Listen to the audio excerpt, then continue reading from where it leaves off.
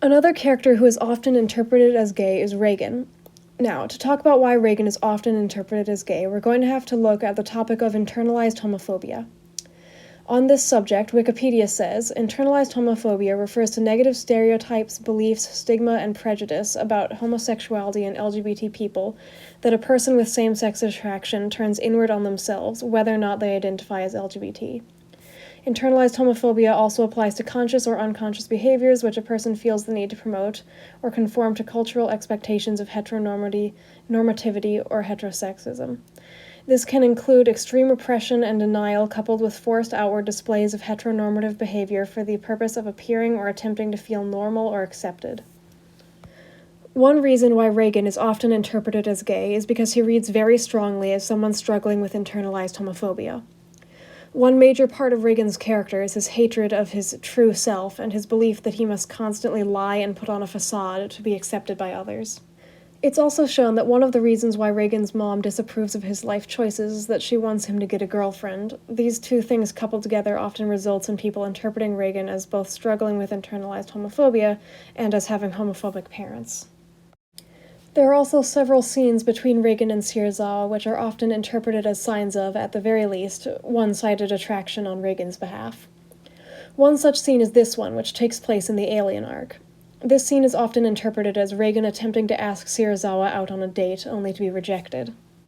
Another such scene is this one in Chapter 99, in which Reigen and Serizawa have a discussion about romantic relationships after Reigen tries to give mob dating advice. There's a lot to unpack here. One thing that causes people to interpret this scene as romantic is simply the fact that they're having this kind of in-depth discussion about Reigen's thoughts on romantic relationships, when this isn't the sort of conversation that a boss and employee would usually have.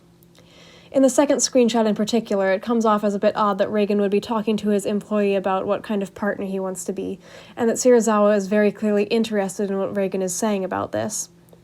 There is also the fact that Serizawa noticed that Reigen is popular with the lady clients, and seems confused as to why Reigen would be pessimistic about the possibility of someone being interested in him romantically, which is sometimes interpreted as being a sign that Serizawa thinks that Reigen is attractive.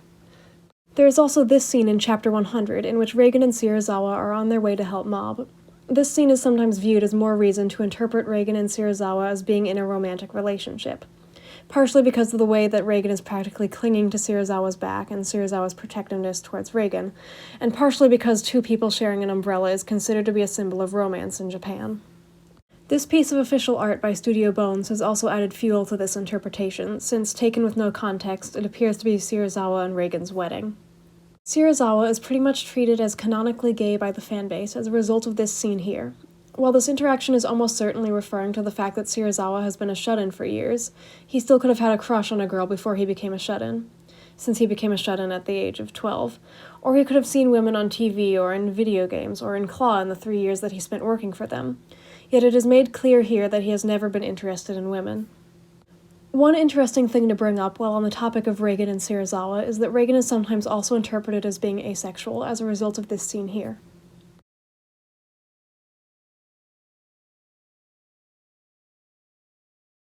Sho and Ritsu are two characters that are often interpreted as being gay or bi and as being a couple.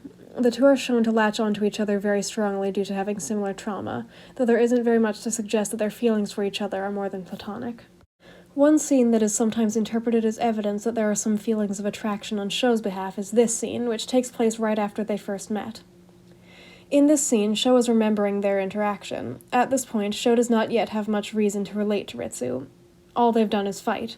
But Sho appears to take an immediate liking to Ritsu, and the oddness of the phrasing sometimes causes people to think that Sho may have simply picked Ritsu out at first because he may have been attracted to him. Ritsu is often interpreted as gay, mostly because he is extremely popular and is considered by the girls at his school to be very attractive, and yet he has absolutely no interest in them. Tsubomi is often interpreted as being a lesbian for similar reasons to Ritsu being interpreted as gay. Despite being incredibly popular, she refuses to date any guys and appears to have no interest in them at all, with the exception of the flashback in which she complimented a guy for being a fast runner when she was younger. She is shown to reject any guy who asks her out. Tomei is another character who is often interpreted as being a lesbian and sometimes as bi. This has a lot to do with her characterization in the Reigen spin-off, as well as with her fitting into certain stereotypes about lesbians. namely that she is a somewhat tomboyish girl whose friend group is composed of mostly guys, none of whom she is attracted to. In the Reigen spin-off, Tomei befriends a boy from her school named Hoshida. Hoshida is shown to have a crush on her, but she is shown to be for the most part oblivious to his advances, and it is unclear whether she reciprocates his affection. She seems to enjoy spending time with him and blushes at some of his compliments, but seems to, for the most part, deflect his romantic advances. In the end, he is left awkwardly watching her while she goes off with her newfound group of female friends, hoping that one day he will be able to impress her. Tomei also befriends a girl named Keiko, who comes to her asking for help with a spirit that is stalking her. After Tomei saves her, they have this interaction. This interaction is sometimes referenced when people are talking about Tomei possibly not being straight.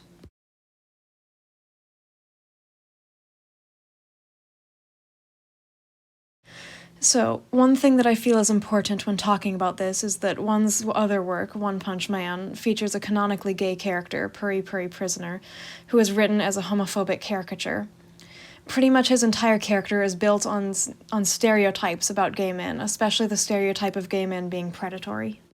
Now, I don't think that this automatically means that one is homophobic, since it could easily be that he has changed since creating the character Puri Puri Prisoner, and he also may not have been trying to be intentionally malicious when writing the character.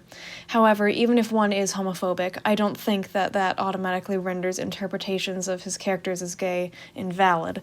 It can still be fascinating to look at these characters through this lens of interpretation, even if it isn't what their creator wanted.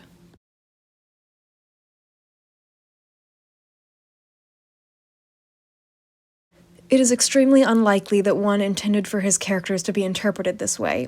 However, like I said, I still think that all these interpretations are reasonable ones. Mob Psycho 100 is a story that puts a huge amount of focus on exploring the concept of being different and learning to treat being different as an inherently neutral thing. As the story goes on, there is a lot of emphasis on overcoming self-hatred and reaching a point of self-acceptance. The result of this is that it has garnered a lot of LGBT fans who relate to these kinds of themes and project onto the characters. It is also important to take into account that the original Mob Psycho 100 manga does not put very much focus on the female characters, making it so that the male characters and their relationships with each other are much more developed than the female characters. As a result, there ends up being a lot more romantic subtext between the male characters than with any male-female pairing. In conclusion, I personally think that the characters being interpreted as LGBT makes perfect sense considering the kinds of themes tackled in the story, even when these interpretations cannot be backed up by canon evidence or authorial intent.